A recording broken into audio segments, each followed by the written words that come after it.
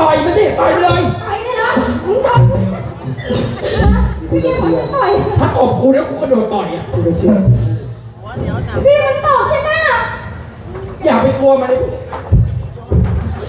อย่าไปกลัวมันเราต้องแข็งเข้าไว้ฉันทำยังไงอะมันไม่ชอบฉันร้องเพลงอะพี่ไม่ชอบเหรอใช่มันเกลียดก็ต้องร้องอีกเหรอมันเกลียดอะไรมันจะได้อย่างนั้นโอ๊ยขันหูตกใจหมดเลย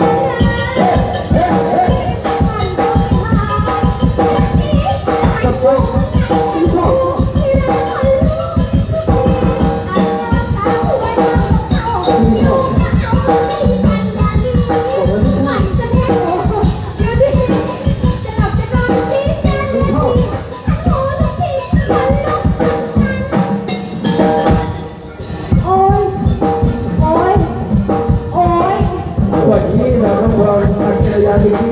เด็กไม่เคยเหรอ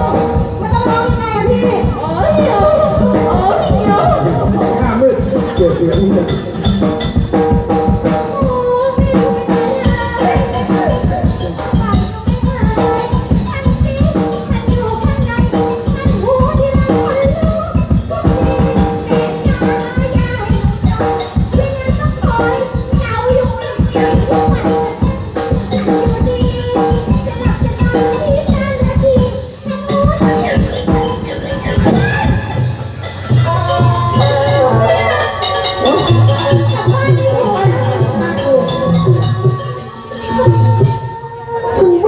เสียงดังแป๊บกลางวันก่อน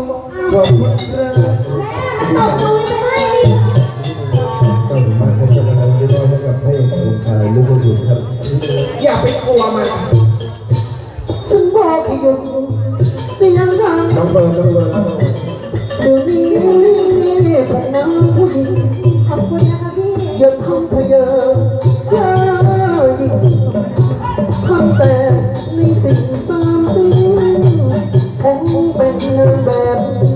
ที่เหนือป่าหรือไม่ก็นางชายนุ่นมองลำตัวหัวหุ่นของเธอทั้งบุญทั้งปริ้นเธอเป็นดาราที่น่าเล่นหรือเป็นพวกแบบ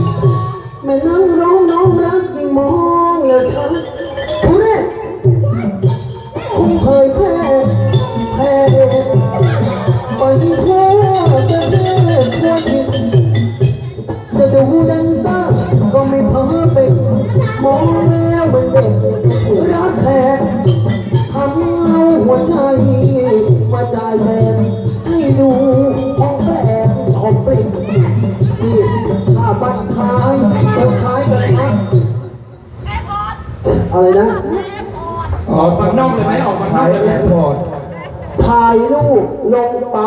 ติดทิศ ตายแล้ว ปากนี้เลยปากแตก อย่าไปยอมมันนะ ทำไมอ่ะแฮะ ดีแย่กระดูกที่มัน ไม่ต้องกลัวบอกต้องเข็ด ฟังคำอย่างใคร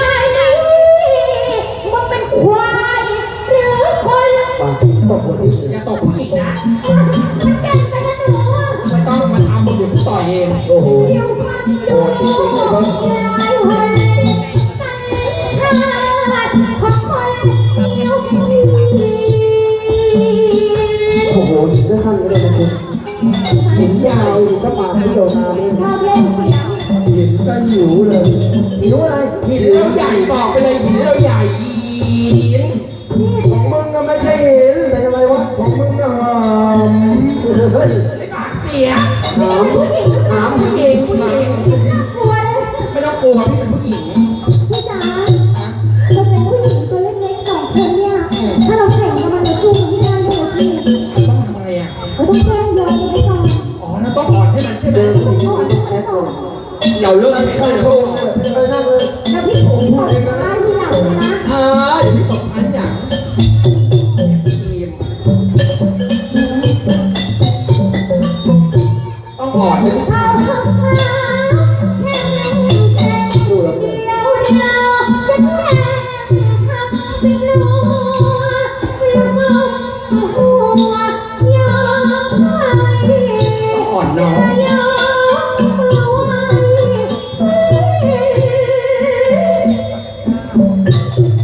ยอมแล้ว ยอมแล้ว อ่อนแล้วตอนนี้เราอ่อนแล้ว พวกท่านเตรียมตัวแข็งได้เลย อะไร ใจแข็งไง เรียกว่าพี่ท่าน เอ๊ะไม่ต้อง ไม่ต้อง ไม่ต้อง ตายแล้วพี่ อ่อนด้วย ผมเคยขี้งอนด้วยอ่ะ อ่อน อ่อนนิดนึง เรียกว่าพี่ท่าน เอ๊ะไม่ต้อง ไม่ต้อง ไม่ต้อง แม่ เวลามันคุยกับพวกแม่มันงอนแบบนี้ไหมไม่ อย่าขึ้นเลยเหรอ รอและแอคด้วยแล้วบอก เอ๊ะไม่ต้อง ไม่ต้อง ไม่ต้อง โอ้ยนอกจากนี้ก็จะถามว่าจะถูกอยู่แล้วจะถามว่าทำผิด แล้วบอกพี่ท่านนั่งที่ชายแค่อยากจะไว้อะไรเดียวจะทำเอามาให้สหายวันจะทานจะแน่ทานน้อง แหมแล้วเสียงมึงกูต่อได้ไหมเนี่ยหรือจะเสวยโอ้มันไม่ดีนี่อ่อนให้มันรู้ตัวแล้ว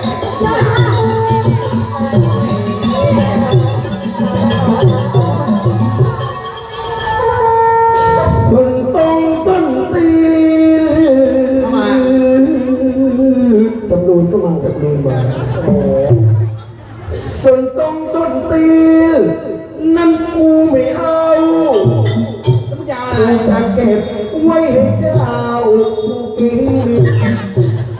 ดีกินทั้งคู่ไปเลยก่อนมันมีก่อนแล้วเราต้องแข็ง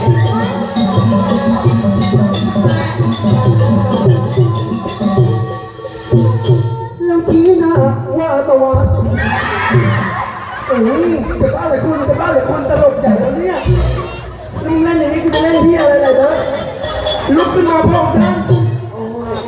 โอ้แล้วถ้าเป็นอะไรไปนี่จบเลยนะคนพายไม่มีงานเลยเนี่ยยังอยู่เท่าเดิมไหมเนี่ย พังหมดแล้วมา ที่จะห่วงสา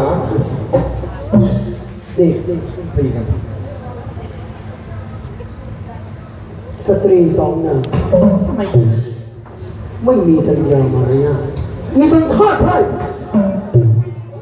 ไอ้จะมากกว่านั้น นี่สิ มาด่าเป็นเปล่าเปล่าตัวเองดีมาจากไหนนักหนาฮะจะบอกไว้เลยนะ คนอย่างแกฉันไม่เคยกลัวหรอก นี่สมน้ำหน้า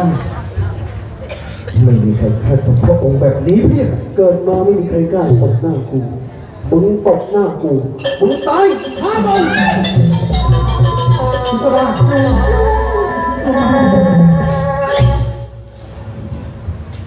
ไอ้หานะลุง บริชาที่สดสดพระองค์กำลังจะทำอะไรพระพุทธเจ้า ตั้งแต่กูกำเนิดเดินตามออกมาหาได้มีใครไม่ตบหน้ากูอยากจะรู้สตรีสองนางนี่เป็นใคร หญิงผู้นี้เป็นหญิงสาวชาวบ้าน เป็นหลานของกระหม่อมหานรงค์พระพุทธเจ้าค่ะ เป็นหลานของมึงอะไรกันมึงก็เป็นคนในรั้วในวัดควรจะสอนคำนบธรรมเนียมประเพณีให้กับหลานของมึงทั้งสองคนบ้างนี่มันอะไร พูดจาแต่ละคำมะนาวไม่มีน้ำอ๋อกูจะว่าไปก็ใช่ที่เพราะอะไรเพราะมึงมันไพร่หลานของมึงก็ติดสัญชาติไพร่มาจากมึง ใช่ไอหานนรงค์คนนี้ มันเป็นไพร่หม่อมฉันยอมรับในสัญชาติกำเนิดไอ้คำว่าไพร่มันยังอยู่ในหูคำก็ไพร่สองคำก็ไพร่ถ้าไอ้หานนรงค์ผู้นี้มันเป็นไพร่แล้วพระองค์จะแตกต่างอะไรกับกระหม่อมมันก็เปรียบเทียบเช่นเดียวกัน เป็นได้แค่ ไอ้ลูกของไพ่ยังไงเล่า ชี้หน้าแบบเสือ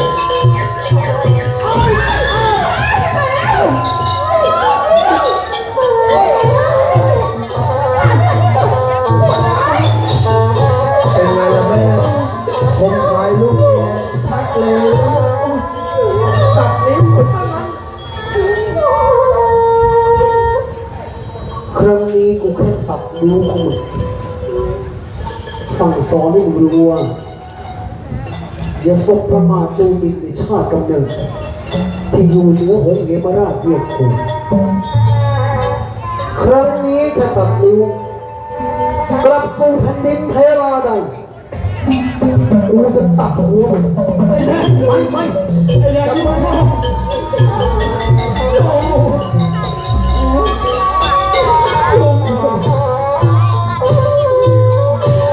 หาเรื่องอะไรเนี่ย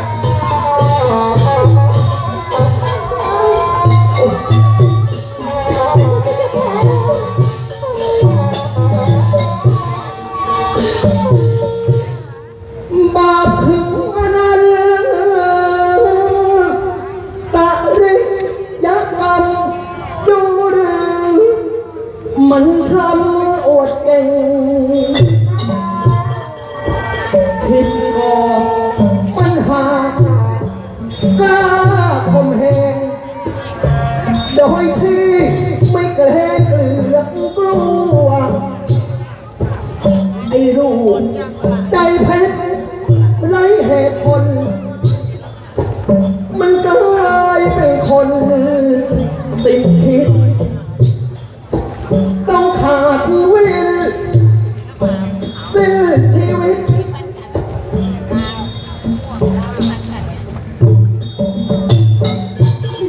ตัดยากขาดวิน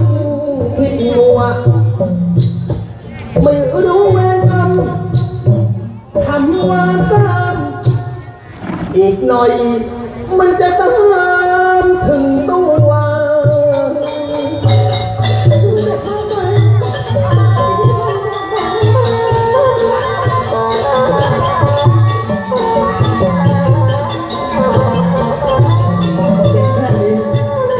ลุงไม่ตายแต่ต้องจำเอาไว้ใครก็แล้วแต่ที่มันทำกับหลานก็เหมือนย่ำยีน้ำใจของลุงลุงจะปกป้องคอยดูแลเจ้าไม่ต้องห่วงเรื่องนี้ไปเถอะโอ้โหไม่ลงคอเองหลานสาวครับเป็นฝ่ายการ